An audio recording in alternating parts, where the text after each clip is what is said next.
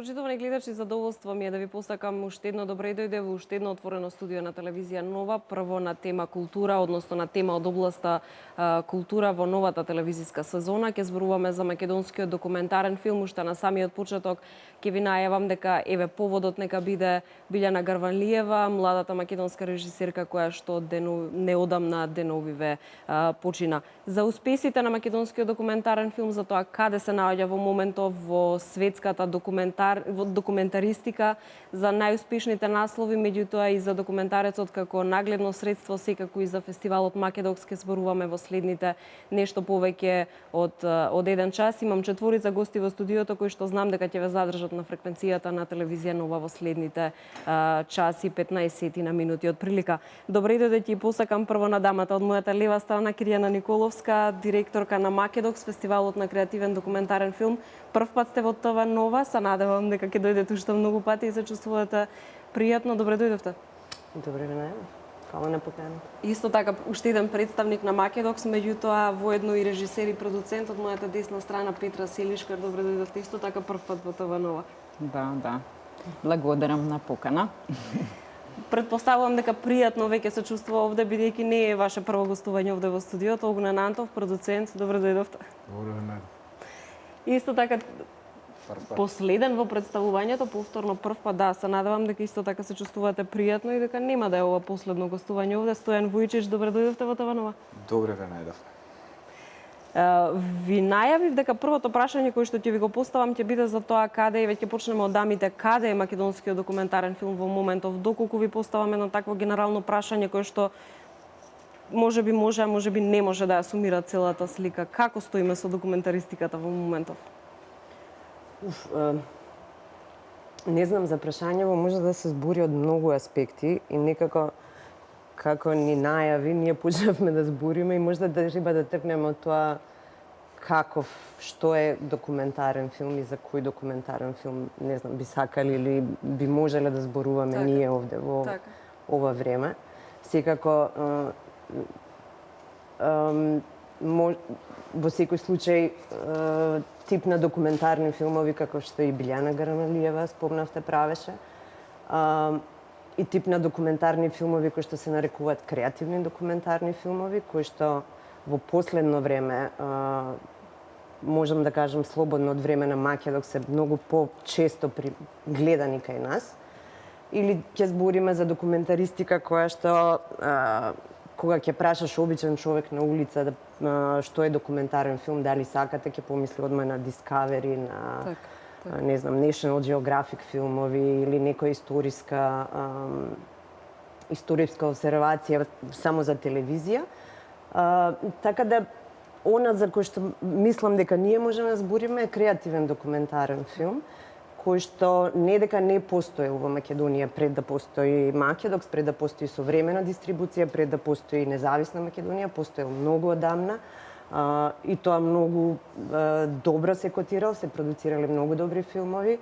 Тука е Даена, Столе Попов, тука се многу филмови на Арсени Јовков, на Трајче Попов и така натаму, и така натаму. А каде е моментално? Па мислам дека веќе во Скопје и во многу села во Македонија многу често се гледа секое лето креативен документарен филм.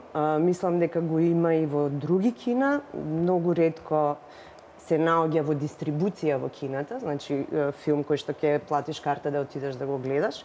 Меѓутоа често се наоѓа и на другите фестивали низ Македонија. Исто така се наоѓа и во многу училишта, средни училишта низ Македонија, кај што Македокс има програма за употреба на документарен филм. Значи, наставници предаваат, деца го гледаат, обработуваат одредени теми со тие филмови. И за жал многу ретко го има на телевизија. Има чат-пат во некои оператори да се најде случајно. Толку, мислам. Да почнеме од тоа. Огнен, правиме ли разлика? Мислам дека тоа е нешто што еве на почетокот веројатно треба да го разјасниме. Што е документарен филм, што е репортажа? Правиме ли разлика? Мојот впечаток е дека под наводници обичниот народ кој што не се занимава со филм воопшто не прави разлика. Генерално тука доаѓаме до на што на крај Киријана го одговори зошто не правиме разлика. Така. Имаме некаков системски проблем низ годиниве, заради тоа што во еден момент се спомна Столе Попов со Дај, на цела плејада Трајче Попов, Арсени Јовков. Македонската радиотелевизија во времето на бивша Југославија била најголемиот извор и најквалитетниот извор на документарна програма која што била најценета во просторите на бивша Југославија. Значи, останатите екс-југословенски републики доаѓале да учат од таа документарна школа што ќе се деси. Со самото самостојување на Македонија, како да едноставно ја снема, значи, од необјасниви причини, не знам зошто тоа не продолжи, значи, едноставно се случи генерацијски јаз да не постојат нови автори, че онаа средна генерација која што тогаш би требало да создава ја нема, младите ги нема, автоматски децата од таа возраст која што во тој момент требале да видат или да научат што е документарен филм, немале што да видат. И таа дупка од 10-15 години сега некако, веројатно можеби е тоа заслуга, па ајде ќе речем можеби најповеќе на филмски фонд, односно агенција за филм заради некакво финансирање на филмови, па одеднаш се продуцираат, значи има некаков квантитет, па заради тоа почнуваат луѓето. Дел од фестивалите кои што не беа специализирани за документарен филм воведоа, значи низ годините ја зајакнаа таа програма. Се случи Македокс пред колку 7 или 8 години, значи тоа некако од прилика дојде као некаков, ќе речем, шлак на тортата.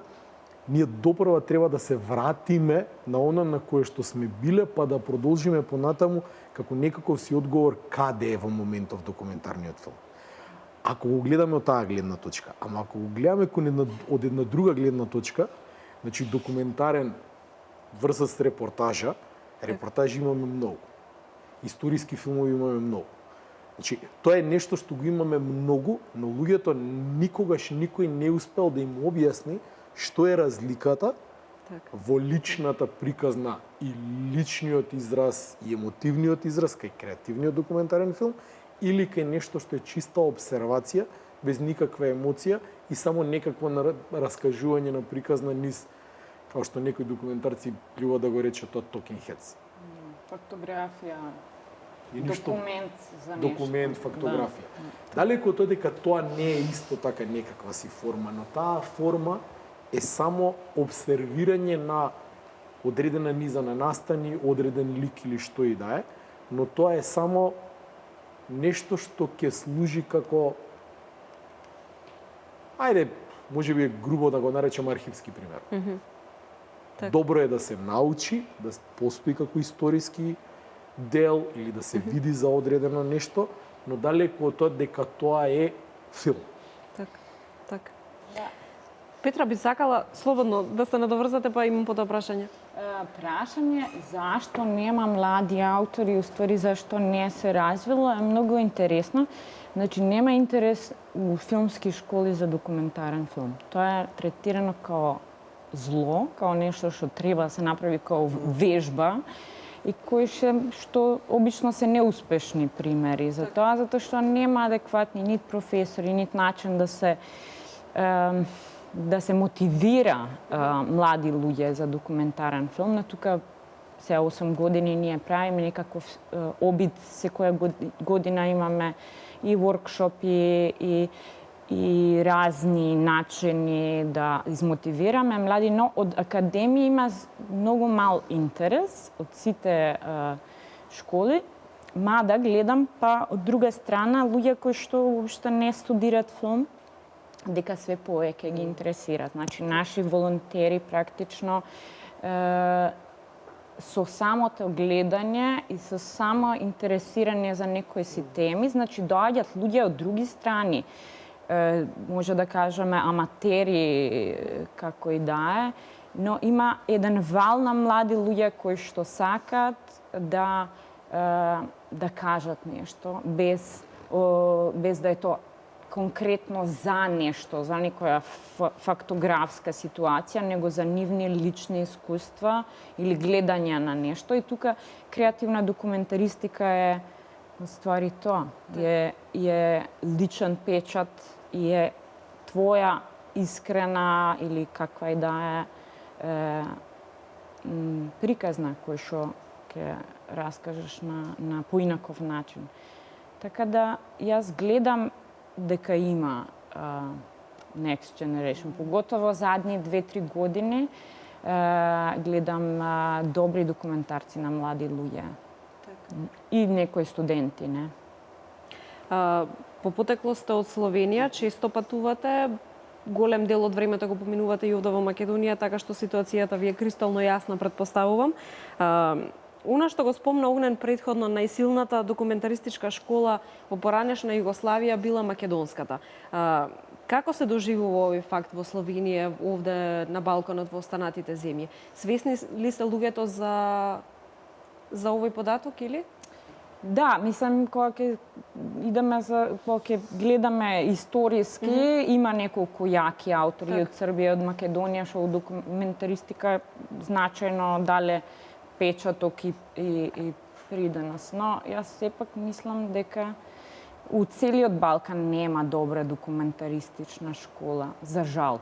Затоа што сите млади сакаат да прават играни филмови, но тоа не се случува толку брзо. Баш така лесно. Да.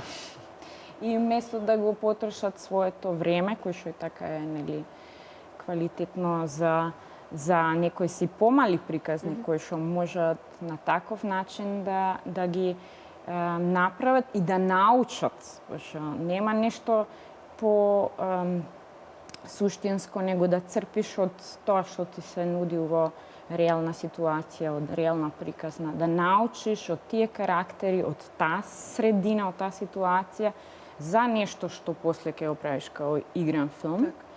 И да црпиш идеи и сценарија од реални ситуации.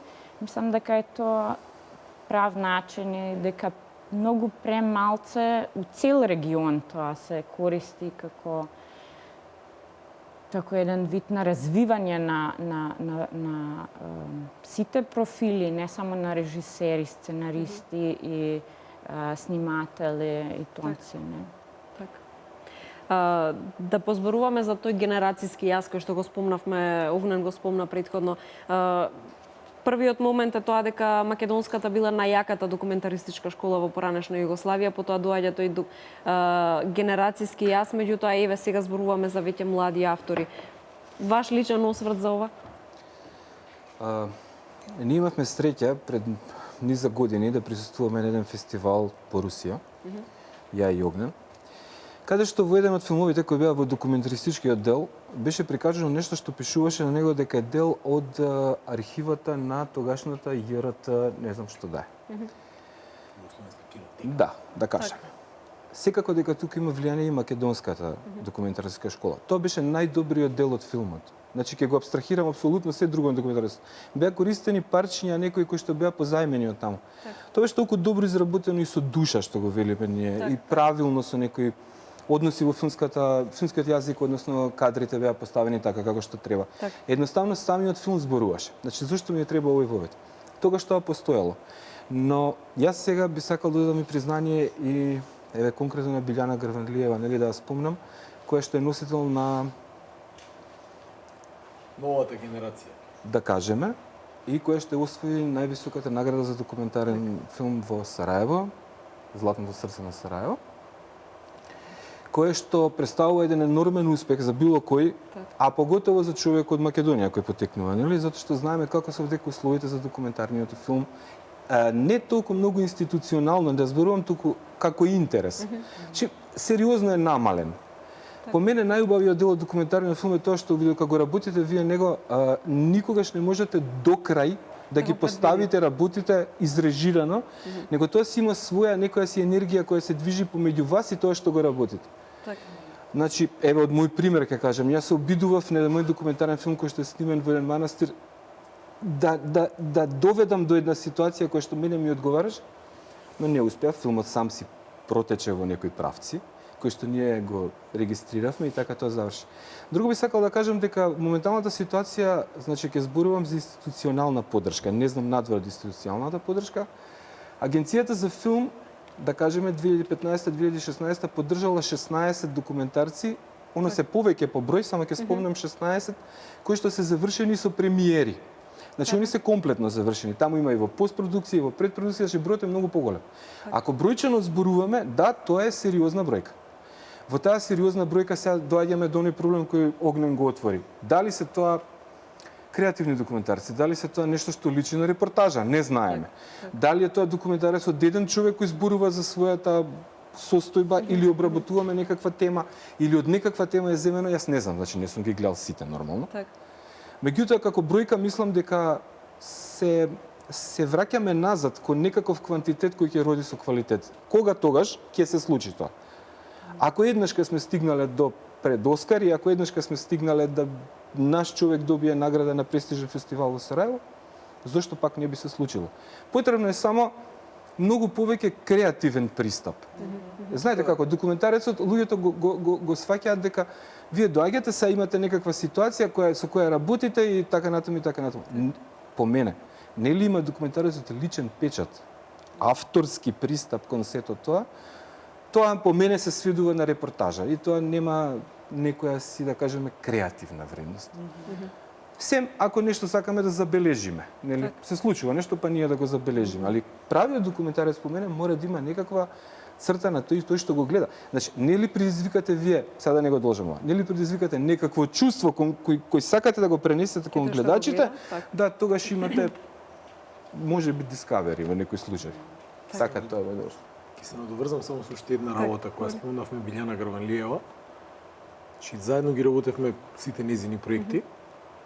Кога го завршивме шивачките и кога ја добивме, значи прв фестивал, прва голема награда, после тоа, независно од тоа што следам многу фестивали и многу награди, постои уште една која што е сериозно голема награда, тоа е на македонски преведено Златна Лола. Тоа е најголемата награда во Германија која што се доделува, што е нешто како да добиете европски Оскар.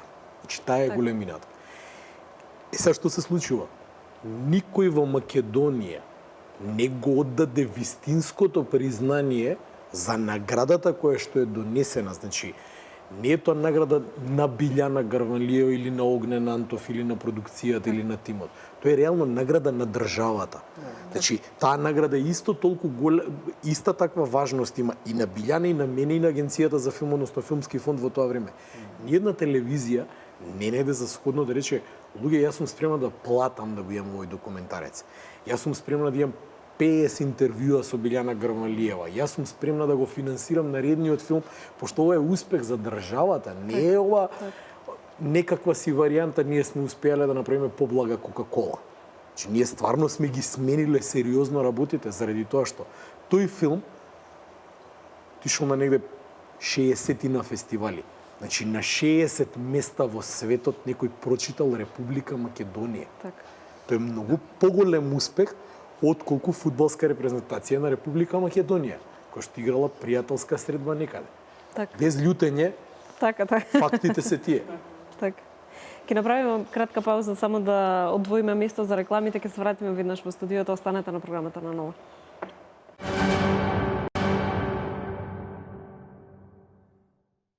Вие сте на програмата на телевизија Нова, дискутираме во ова отворено студио за македонскиот документарен филм, за, како што на самиот почеток најавив, за најголемите успеси. Она што го зборувавме пред наградите беше тоа дека не се обрнува доволно внимание. Би сакала прашање до сите, нели да го продискутираме тоа. Сите знаеме за Златниот лав на Пред дождот и за номинацијата за Оскар, со сета почит нели за Милчо Манчевски и за делото, меѓутоа не го знаеме ова што Огнен пред малку го спомена за наградите кои што шивачките ги доби на неколку фестивали. Сите знаеме за фудбалските успеси или за ракометните успеси и сите сме експерти нели за ракомет кога во тек е надпревар во кој што игра нашата репрезентација, меѓутоа како да го поттикнеме? Постои ли некој начин како да се поттикне документарниот филм да биде едноставно да сме свесни дека некаде во светот ги брани нашите бои? Документарниот филм, како и играниот, треба да си пројде еден цел круг, еден цел циклус на живот. Значи, си има место каде што се создава, треба тлото во кое што ќе се создаде и порасне да биде плодно. Петра збореше за академиите, значи можда и од најмали нозе, уште секаде деца сите да можат да гледаат квалитетен документарен филм, за да можат да го препознаат, да можат да го оценат, да можат да го сакаат, да можат да се навикнат на него како дел од било кој друг филм, дел од животот. После тоа треба да постојат средства нормално за да се реализира. Кај нас спомна Столе и правевме ние истражување во рамките на еден проект која е состојбата на дистрибуцијата на документарните филмови во регионов. Стварно, Македонскиот фонд, или сега Агенцијата за филм на Република Македонија, издвојува значително високи суми за документарниот филм. Значи, у последните 2 години издвојува по филм слично онолку, дури една година повеќе отколку хрватскиот и словенечкиот и српскиот и црногорскиот филмски фонд. Бројот на филмови исто така е висок. Меѓутоа, од која ќе се заврши еден филм, треба после тоа и да се пласира, да се дистрибуира. И дистрибуцијата исто така е еден многу битен процес. И како и за играните, така и за документарните филмови, во овој регион паѓаме на тој сегмент од животот на филмот.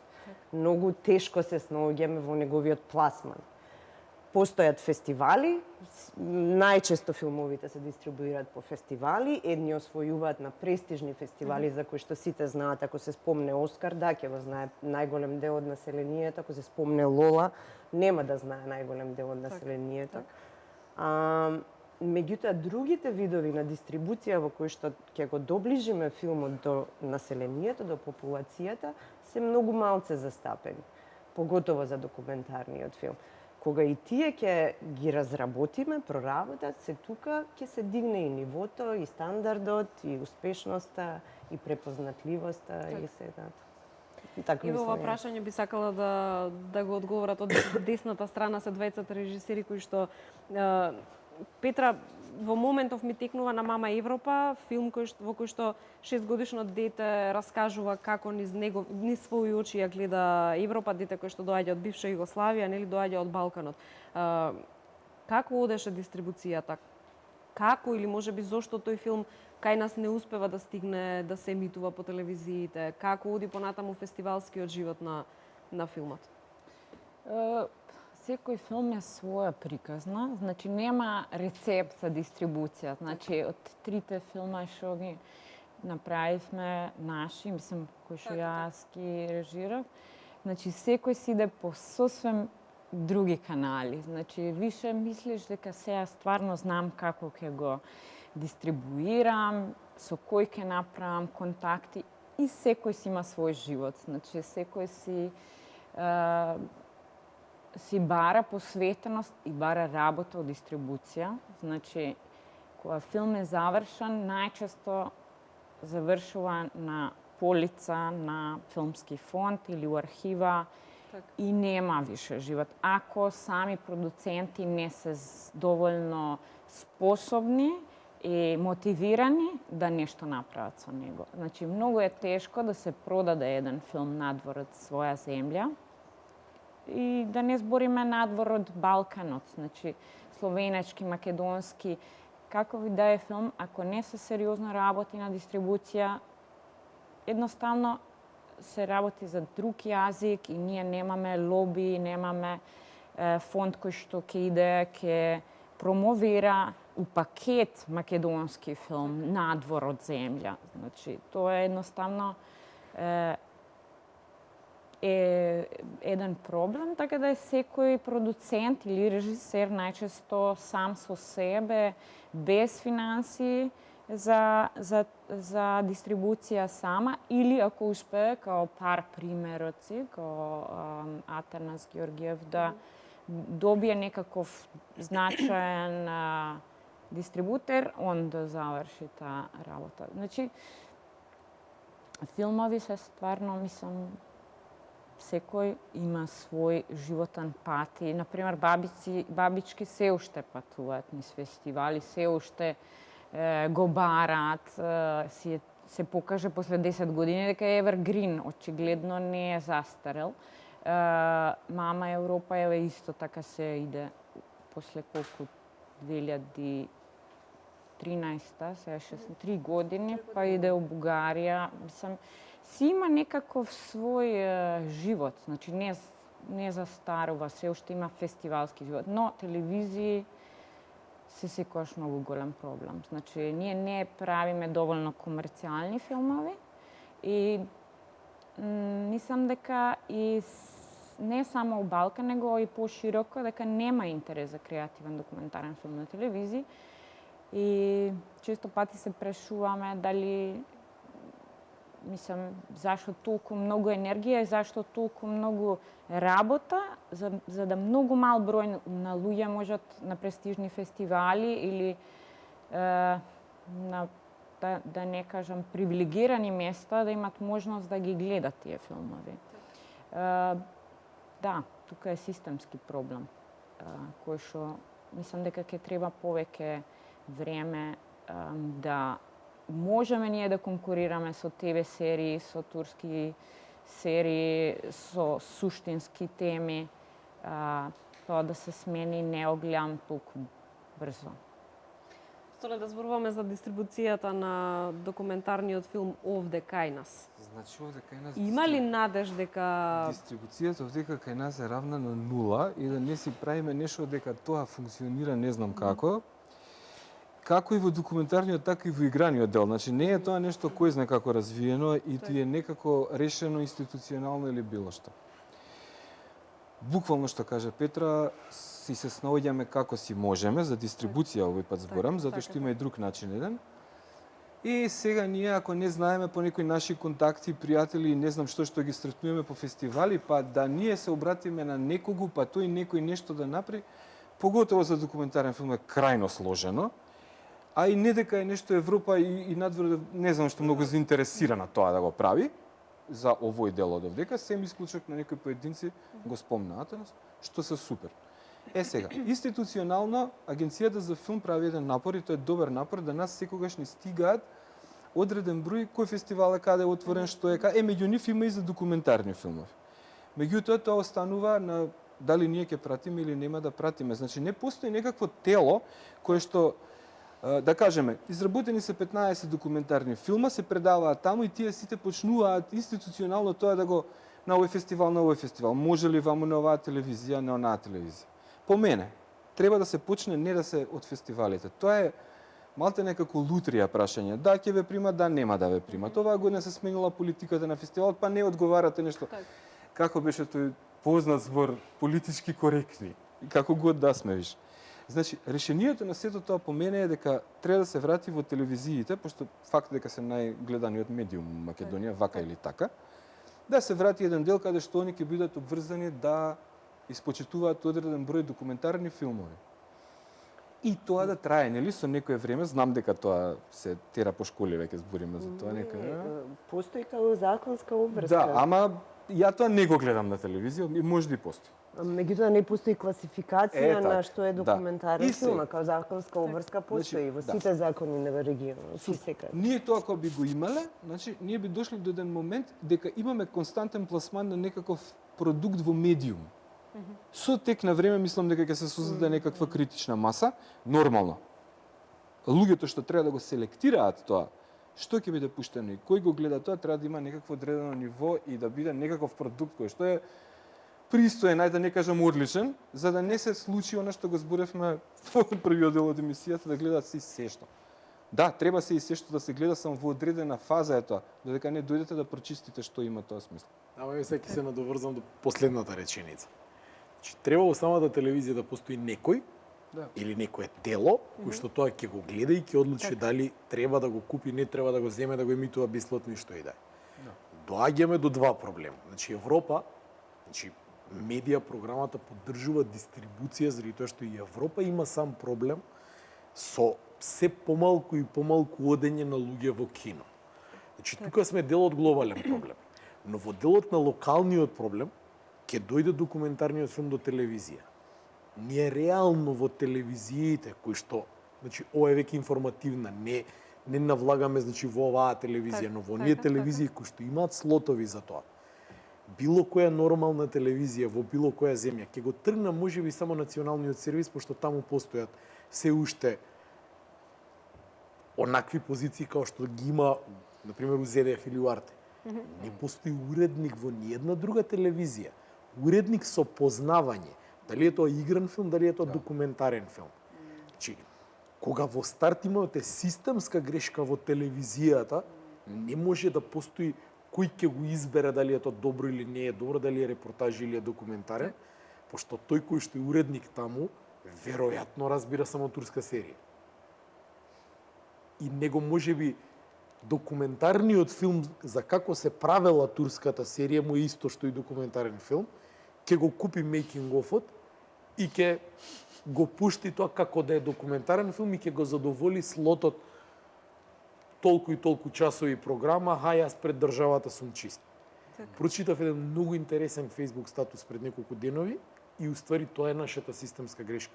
Од самите себе си патиме. Не е проблемот до некој друг. Заради тоа што можеби ние четворица, петорица ќе пробаме да смениме нешто. Не можеме 5 луѓе да смениме кога не постои слух од другата страна во телевизијата. Ако не тргне од телевизијата, не може ние секогаш да обвинуваме институција ли е држава, ли е училиште, ли е родители. Не. Значи, тој поединец треба да биде свесен дека прави структурална грешка. Го учи моето дете турски јазик, а не го учи македонски јазик од бабички, например, од шивачки, од Мама Европа, од Кешенмери, од што и да е. Так. Мада да се надоврзам и на Националниот сервис с време на време знае да пушти некаков документарен филм. Конкретно еве нашиот документарен филм идеше Сосема случај. 2 или 3 пати. Се јавија, ве молиме, сакаме да го добиеме. Значи, не се случило никој друг тоа да го направи, ние бевме збунети. Јас пред неколку години бев збунет. И окей, добро, си го пуштија светоред, меѓутоа тоа го нема како стална пракса, некако тој ми фали тој дел. Јас се сеќавам на времето како постар тука, дека имаше нешто Методија Фотев, како се викаше тоа нешто драмски дел. И тоа македонска телевизија го пушташе и сите драми беа до душе во студио снимени. Но тоа е одлично нешто за да се навикне публиката со тек на време дека има нешто надвор од турските серии. Ај сега се фативме за турски серии. Значи има било што друго, нели? Турски серии не знам ни каков медиум се, ни што се до душа, ни на кој јазик се ракажени, ни филмскиот јазик ми е познат таму, ама во ред тоа се гледа, значи ни светов. Не е тоа само тоа. Бевме ние на разни фестивали и на разни да кажеме места каде што се продава и купува програма. Па среќа што не гледаме латиноамерикански серии, тоа да знаете колкава продукција е. И продукција, и луѓе го купуваат. Значи не е тоа само проблем во Македонија. Веројатно е светов е зафатен со некој проблем. Ама ја мислам дека и тоа е дека уредници сами се бирани премногу по политички некои си идејни, барем у Балканот, како гледам, нема филмаџи, значи уредникот кој што е продуцент, кој што е режисер, кој што познава јазикот на аудио, визуална медии, не може да биде литерат, мислам, мора да биде човек кој што едноставно работел, направил некој филм во живот и се бавил со тоа. Значи, и тука е стално проблем. Да, така е. Меѓутоа, ете, тука лежала тајната на добрата документаристичка школа на времето во македонската телевизија. Луѓето што го работеле тоа, го работеле. Значи, они изработувале работи. Нити ги земале од некаде, нормално, пуштале и други ствари, меѓутоа, во главно се договарала таа редакција и изработувала документарни. И они биле сосем им било јасно што се случува и што е добро, што е лошо во сето тоа. Тој квантитетонал до квалитет. Апсолутно. Јас сакам да се надоврзам. Значи, комплетно се согласувам дека најдобар начин за Македонија, можда и за секоја кинематографија, е кога фондот ќе си преземе обврска да ја врши дистрибуцијата на филмовите кои што се продуцирани или поддржани од фондот. И тоа го има во неколку земји, го нема секаде. Има Шведска, има Полска, Холандија до негде и функционира супер. генијално, ама не може то толку. Значи, вајда може, Тоа не се знам. веќе буџети, ресурси, средства, Да, комплицирано. треба е и тоа. супер е да може така. Ама мислам дека, не знам, бар не се согласувам до крај дека само преку телевизиите, односно со пласирањето или дистрибуирањето на креативни документарни филмови на телевизија, ќе се подобри состојбата со креативната документаристика.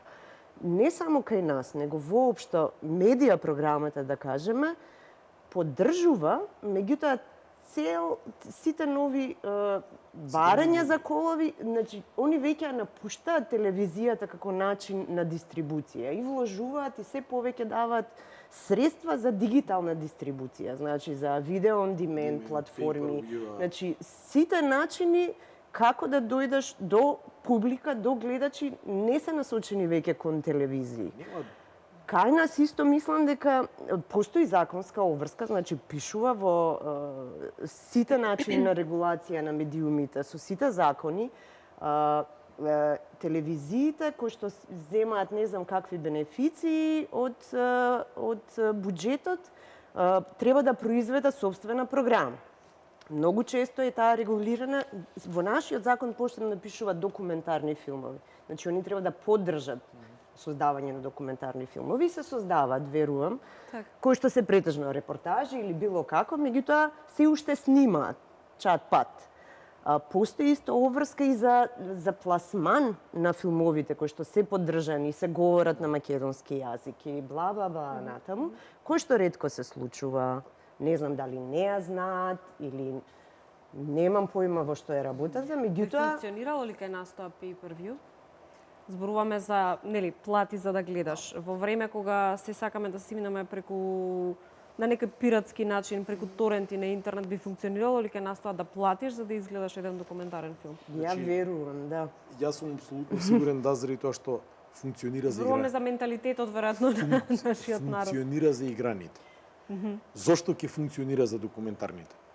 Играните е можеби и полесно да ги најдете во пиратска форма, Така, за разлика од документарните- документарните. Така. Во исто време, ако пред 20 и повеќе години функционираа видеотеките, Така. а и у тоа време можеше да се преснимува, Да. но пак луѓето одеа во видеотека за да го изнемат филмот, без разлика што можеше да го поземам од Киријана, она го изнајмила, не, јас одев повторно во видеотека да го земам. Значи, во денешно време, со некаква си цена, некои од мобилни оператори имаат своји платформи и така натаму, значи која што е цена помеѓу 50 и 100 динари за изгледан филм. Така. Значи, на луѓето не им е воопшто проблем да потрошат 100 денари 4-члено семејство за час до час и половина квалитетно потрошено време. Значи, веќе разговараме за тоа дали ќе се шетаме за да потрошиме саат и пол низ шопинг молот, вртејки бескрајни кругови, без цел и без идеја, или час и половина ќе научиме нешто, ќе видиме нечија судбина, ќе се поистоветиме со нешто, ќе се чувствуваме поубаво, можеби и горчливо, што и да е, но ќе нешто ново ќе научиме на крајот на криштата. Мислам дека тој момент постои. Меѓутоа, Значи- од друга страна и ќе дадеме поддршка на тимот кој што стои за тоа, нели? Воедно, да не го од забравиме. тоа ќе оди и приходот. Заради тоа што Netflix како у моментов може би најголемиот. Ако Netflix влезе на европскиот пазар, тоа значи го интересира. Така. Да. На пазар, да. Го спомнавме Атанас пред малце, Да. Cash and Mary е, например, првиот можда документарец кој што е на Max TV, имаат видеотека. Постои таму, се не знам, Атанас, не сме го прашале колку пати му е изгледан. Колку и да е. Ама Тоа е интересно постои. прашање, колку пати изгледа. Постои. Така. Сигурно постои тоа колку пати изнајмен, например. Да, мора да имаат податок. бидејќи- Ама не е јавен, не го Бидејќи најдов. иднината е таа дигитализација, значи веројатно сите ќе се стремиме кон Да. Така. интернетот како медиум, но бидејќи телевизијата се уште како бројка, значи го спомнав јас на минатиот пат кога ја си ти разговаравме. Македонецот троши 5,5 часа дневно гледајќи телевизија. Трети сме во свет по бројност, по часови поминати пред телевизор. Се уште за нас, затоа инсистирам на телевизија како медиум.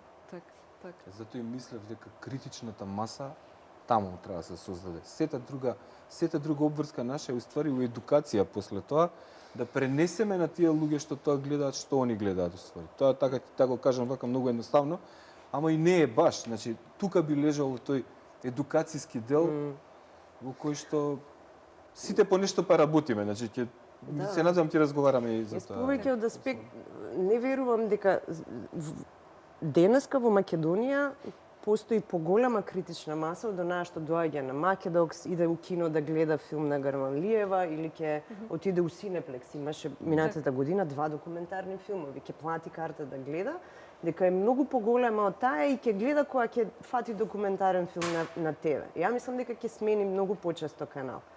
До времето кога оние деца кои што во школа гледале филм, иделе на било кој начин друг стигнале до тој филм, дали е на таблет или пошто новата генерација е таа. Кај нив веќе ќе стигнеме во време кога само дигитално ќе се конзумира. Не треба да се занемари, апсолутно не. Меѓутоа не мислам дека треба толку многу можда ресурси да се трошат на тоа поле, повеќе во едукација, во Нова генерација. навикнување на новите генерации на една форма филмска која што ќе осознаат дека е креативна, дека нуди апсолутен простор и за изразување, и за осознавање, и за се останато вредно нешто во живот. Да, и нуди сите теми што можеш да ги замислиш, што е многу малце Веројатно навикнувањето и едукацијата е главното решение на оно што се обидуваме овде вечерва да го продискутираме. Да направиме мала пауза, повторно за реклами, се вратиме веднаш во студиото, останете на нашата програма. Вие сте на програмата на телевизија Нова, она што во моментов го следите е отвореното студио на тема документарен филм, односно македонската документаристика, каде е во моментов кои се главните проблеми, меѓутоа и кои се зборувавме и за најголемите успеси. Во продолжение, сметам дека е особено важно да зборуваме за документарниот филм во наставата. Столе ќе ви дадам прво вам збор, бидејќи ваш документарец. Ќе ни појасните точно во кои земји, ќе оставам вас да ни ги кажете бројките, јас не ги знам искрено на памет, иако Огнен ми ги кажа кога се договаравме за ова отворено студио. Ваш документарен филм е исклучително гледан во како наставно нагледно средство или во низ Европа. Меѓутоа да направиме споредба со нашата земја. Но како тоа се случи? Еве сега пак се навратам на проблемот со дистрибуциите, значи. Так. Тоа се случи така што тој филм всушност беше нас ни беше предочен или понуден за работа од господинот Едвард Серота, кој што работи во Австрија. Така. И кој што е филм кој што зборува за еврејскиот холокауст, Така. нели? Меѓутоа главната тема, но под темата на филмот е каде убавината на документарецот кога го правите. Е ствари љубовна приказка. Она љубовна приказка помеѓу генералот Бено Русо и Роза Камхи, која што понатаму била жена. Така. И кои преживеале холокаустот, ја преживеале војната, сите проблеми основале семејство и филмот за тоа зборува. Значи, имате две теми во него. Едната се обработува колку луѓе тука исчезнале за време на холокаустот, колку завршиле во Треблинка, колку се вратиле, но цело време следите една прекрасна љубовна приказка која што повлекува од времето на Роза Камхи, мајка и кога била и така натака. Значи, цела една историја на Македонија има внатре прикажано преку тоа. Так.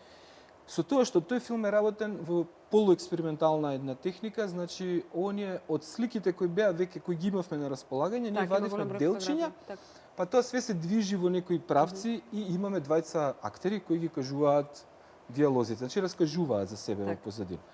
Значи, со само това набројав едно 6 или 7 работи кои што било кој што сакал да работи документарец, значи може да се пронајде во сето тоа. Режисерот исто така, кој што целото тоа треба да го создаде на крајот, за да биде тоа видливо, но и многу луѓе кои учествуваат во создавањето на тој документарец. И што се случи? Тој документарец беше долго време прикажуван во музеот на Холокаустот во Македонија. Така, овде во Скопје. Да. Он има две имиња, во суштина ние го викаме Бено и Роза, а он се вика Годините го чинат своето. Така. Како таков отиде на фестивал на толеранција, Бранко Лустик тој фестивал го поддржува во Хрватска, во Загреб. Но во еден момент тој филм беше земен како наставно градиво кое што треба да се гледа Мислам, ќе му оставам наоѓи тоа земјите да ги нареди повеќе, што ќе дојдеме до нив. Во моментов се Америка, Германија, Австрија, Хрватска, Словенија и Израел. Така. И бројката како бројка, Бројката е која што особено важна, низ, така. низ љубовна приказна учи за Холокаустот, е некаде околу 300.000 гледачи годишно. Да. Што е само по себе од една страна абсурд, заради тоа што го прави реално најгледаниот македонски филм на сите времења. Во исто време не е финансиран од Македонија, че ние средствата јас не сум ги нашол Така. од Агенција за филм или од Министерство за култура. И како трета, значи основа во ова што он го кажува, е направен комплетно како некакво си авторско дело на некаков си тим од луѓе, кој што е создаден од едноставно некоја идеја на некој странец. И што е многу интересно исто така понатаку како се движеше сето тоа. Тој филм долго време ние како жанр, ако збориме дека постои во документарниот филм такво нешто, нели, ако го имаме, долго не знаевме да се определиме точно што е тоа што го Тој е креативен документарен филм. Значи, чим ние имавме некоја дилема дали со сите овие елементи негови предизвикува чувство, не, значи работеше и цел тим на луѓе, затоа сакам да кажам дека повеќе луѓе може да се соберат. Не е тоа дека многу луѓе се собираат само кога работат, да кажеме, игран филм. Така. Алек Пеовски направи прекрасна музика за филмот. Значи, јас сум воодушевен како он тоа го направи сето тоа. Други луѓе работат анимации, трети луѓе се занимаваат со нешто сосем друго. Со самата таа бројка што тој филм толку луѓе го виделе, јас сум горд само на една работа. Да, он е наречен од Центропа Виена, потикнат со сета работа, меѓутоа на крајот од филмот стои Република Македонија. И стојат македонци, значи го работеле режисери од оваа земја, луѓе кои што се работувале со мене, значи можеме и умееме, не е точно дека не можеме и не умееме да направиме.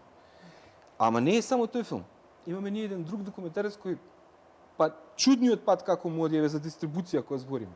Он беше во Русија. Филмот се вика Метох, се зборува за една монахиња во Рајчица и така натака, значи. Филмот беше во Русија на фестивал на Златен витез. Кога заврши Златниот витез, филмот остана во Русија. И јас немам идеја колку луѓе го имаат видено.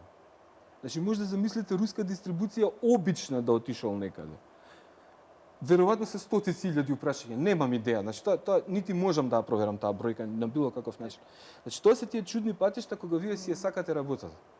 Кога ќе вложите се што знаете и умеете во тој момент во тој филм, кога личен печат ќе му ставите на седото, тоа ќе си го најде патот вака или така.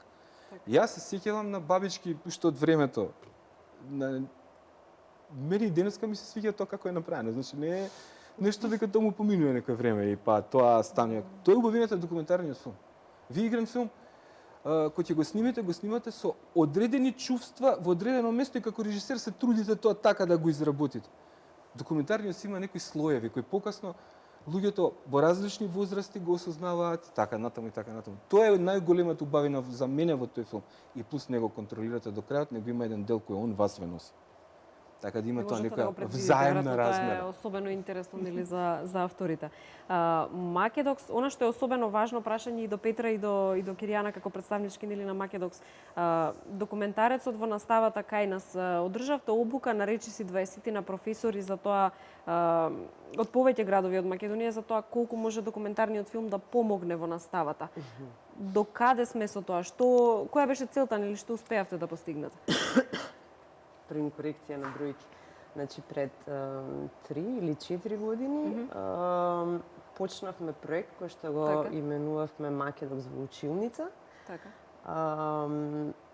Кој што се однесува на избор на кратки документарни филмови, кои што самите филмови заедно со што би требало или што би можело да се прави со нив на час по граѓанско и социологија може да се употребат во настава. Добивме одобрение од Бирото за развој на образование, од Министерството за образование без никакви проблеми, најнормална. Обучивме 122 наставници од не знам колку градови низ Македонија, кои што веќе 2 години држат часови. Држат часови со тие, обработуваат одредени теми од наставата по граѓанска социологија со тие филмови. И имаат одредени активности со кои што прават, односно, не знам, ние би рекле ги ставаат сознанијата во одредени фиоки на умот или на состојбата на учениците. Исто така изработивме уште еден кој што се вика Ние сме визуелни, со кој што почнуваме обуки на наставници од основно образование и организации кои што работат со млади, со деца на возраст од 12 до 16 години. Обуките ќе ги почнеме сега од септември. Планираме околу 140 наставници да обучиме, кои што исто така ќе го користат, има одобрение од Министерството и така натаму.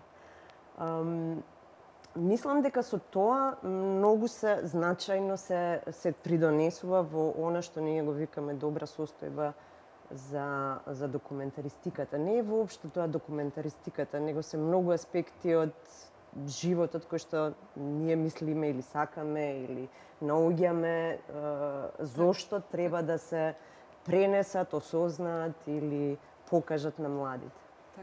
Македокс, факт е дека Македокс стана асоциација за креативен документарен филм, место кое што нуди простор едноставно, и тоа би рекла мощно е симпатичен простор, односно навистина интересна атмосфера на отворено во Куршумлијан, каде што може да се погледнат голем број филмови. Станува збор за филмови и од кај нас, меѓутоа и од светот. Колку ви е важно македонски филмови да бидат присутни на Македокс? Многу. Многу, но морам да кажам дека тие филмови треба да се добри филмови. Значи не секакви филмови и плюс да не се прикажани више 100 пати, ба се ние на крај ќе ги прикажаме само затоа да ги прикажаме и да им исполниме некои бројки. Значи ние нудиме убаво место, со убава атмосфера, со преку колку имавме 70 гости од целиот свет, со стварно најбитните луѓе у документаристика во моментот, кои што може и да однесат тие филмови подалеку и да им помогнат да се доработат, значи со воркшопи и така натаму. Значи нудиме едукација бесплатна за луѓе кои што веќе се бават со документарен филм, само да се доградат, за да тој филм може да се пласира надвор од Македонија. Мислам дека сме на добар пат да ги имаме повеќе филмови. Би сакале што повеќе да ги имаме, но сакаме да бидат исто толку добри колку што се останати од цел свет. Тоа е некој вид на признање. Кога почнувавте, имаше ли публика за таков креативен македонски, за креативен документарен филм? Прашањето ми е во насока на тоа дали успеа Македокс веќе да оформи нека публика, да едуцира публика, понатаму нели да се зголемат стандардите веројатно на таа публика, од тоа што се очекува да се види. Да, и многу сме горди на тоа. Од 7 години успевме да добиеме публика на сите проекции и значи почнавме затоа што немаше кај да прикажаш документарен филм. Почнавме кога видовме дека за Бабички има 3 проекции имавме, нели? И толку. И после што ќе му правиме? И затоа почнавме со фестивал и мислам поради други исто така причини, ама видовме дека има некако потреба да се направи нешто повеќе. Само сакам да се надоврзам во однос на македонски документарни филмови. Да речеме, првата година го имавме Кешен Мери на Атанас Георгиев. Тогаш пред една година беше релиз, како се вика, прво прикажување имаше. После 2 години немавме воопшто документарни филмови. За да четвртата година имаме 7 кратки студентски документарни филмови кои што беа сите од студентите кај нас на Факултетот за драмски уметности. Оваа година на еден од тие студенти кој што беше волонтер кај нас на Македокс, Тамара, имавме премиера на документарен филм, она дипломира со документарен филм. Имаме Горијан, например, Атанасов, кој што исто така ќе дипломира со документарен филм. Значи, веќе почнуваат луѓе сериозно да се занимаваат, меѓутоа што е многу чудно, многу ретко аплицираат на фестивал. Например, во Македонија мислат дека не можеш да аплицираш кај нас на фестивал, затоа што си од Македонија и треба да те викне некој за да дојдеш на фестивалот. И тоа е многу чудно и ја би сакала ги повикувам сите што имаат документарни филмови да плиз да пратат апликација, да барем не знам. Да ни се јават. Да. Не, има нормално ќе објавиме, ќе си пратат. Да направиме уште една кратка пауза, ќе се вратиме потоа веднаш во студиото, секако не го менувајте каналот.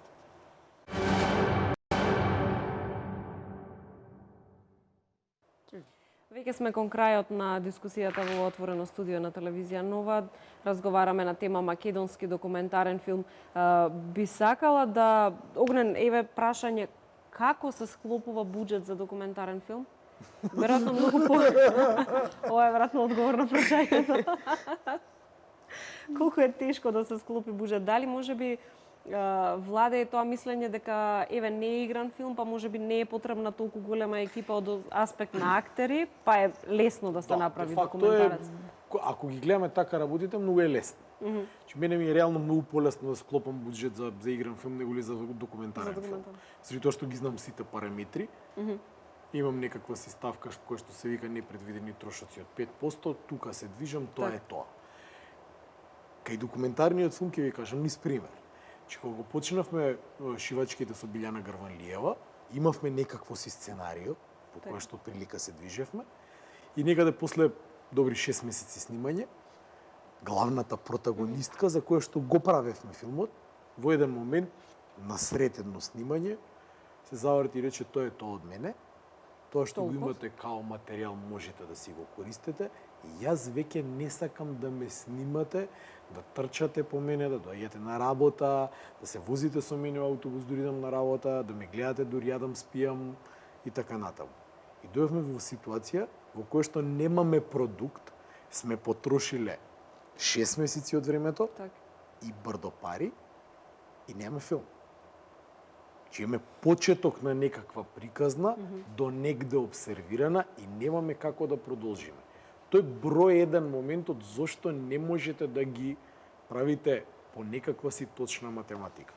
Во исто време, некој од другата страна кој што е бюрократ, ќе ви даде ваков одговор. Ама лесно е на вас. Имате режисер, снимател, тонец и еден организатор со кола. Да, така е.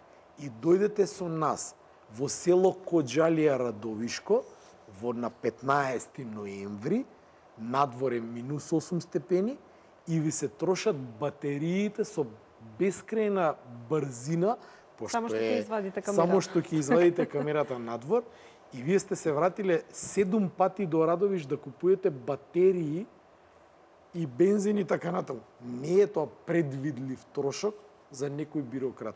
Значи, апсолутно е невозможно. Петра, може би сакаш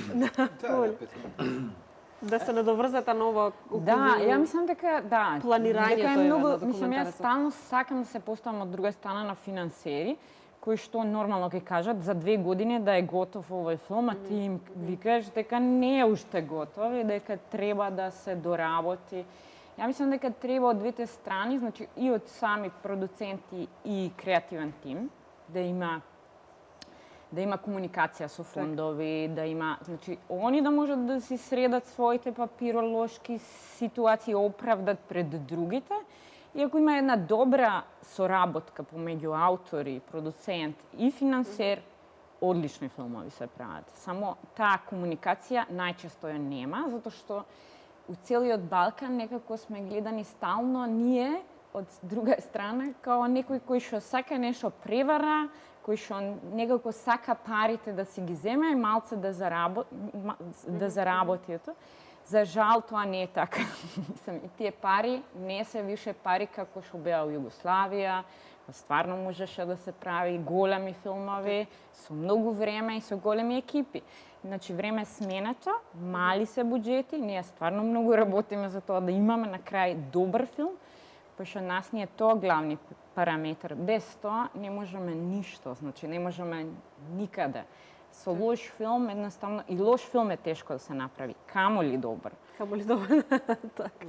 Столе, сакавте да се надоврзете? Да, ја сакам да кажам една од најубавите работи во снимањето на документарните филмови, барем ја и Југи што Еве ги спомнавме лошите работи, па сега да има и убави, има прекрасни работи, да. Како планирањето оди? Значи, јас и Огнен тргнавме да правиме еден документарец кој се вика Што е љубов, кој што после некои пробни снимања во Македонија ни се види дека тоа ние не можеме да го направиме овдека. Не дознате што е љубов? Не дознавме сигурно. И од овдека отидовме во Индија. Тоа не се прави на игран филм. Значи, тоа е трошок кој што игран филм не може да го издржи ниво стак. Него си се собравме финуво, си ги дотеравме работите таму и решивме, да, овој документарец може само таму да се сними. и си отидовме во Индија 40 дена да го снимаме и се вративме и тој се уште го доработуваме низ некое време. И ја мислам дека тоа многу убава форма роуд, некаков патувачки документарен. Че патувавме буквално од пола Индија до крајот Индија, прашувајќи сите нации, раси, све што сретнавме таму, што е љубов. Сакам да ви кажам, значи, да правевме игран филм, во старт ќе кажевме каква Индија, боже сачувај, $1.000.000 кошта. Но вака дојдовме до момент, за да го направиме ние ова, ја мислам дека нема кај да најдеме толку луѓе сем таму. Тоа е едно од најубавите работи во документарниот филм. Значи, ја немате апсолутната контрола врз него, туку симбиоза меѓу вас и филмот. Зборам од режисерски аспект.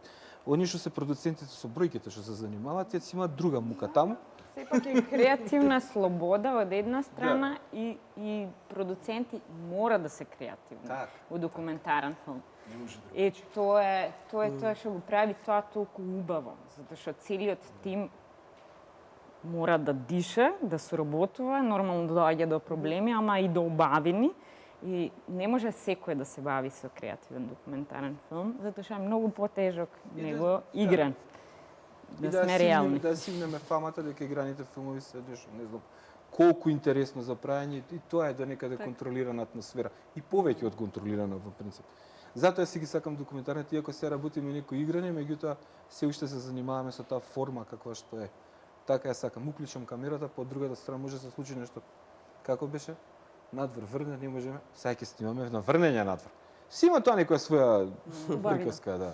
Ја би рекла, не знам, различни луѓе во различни работи уживаат. На луѓе кои што творат и создаваат играни документарни филмови, сигурно им е убаво да го прават тоа и они ја наоѓаат убавината во тоа. Така да... Се надевам дека успеавме, не ги решивме проблемите, меѓутоа се надевам дека успеавме да ги предучиме убавите и можеби не толку убавите страни на, односно проблемите кои што документаристиката ги има овде кај нас на овие простори. Еве, отворена покана повторно да се видиме по повод новиот Македокс или можеби вие двајца кога еве конечно ќе дознаете што е љубов. Ние кога знаеме што е љубов, ја мислам дека тоа не знам како ќе го решиме, трае некое време. Ќе се видиме тука повторно во студиото, па ќе ни објасните. Како беше од плажата госпожата изјави, ама се видиме. Ќе се видиме пак сигурно. Ви благодарам што одговоривте на поканата и што се дружавте со мене секако и со гледачите на телевизија Нова. Отворена покана повторно да се видиме и се дружиме. Почитувани гледачи, ви благодарам за вниманието кое што го одвоивте за ова отворено студио на телевизија Нова. Секако не го менувајте каналот.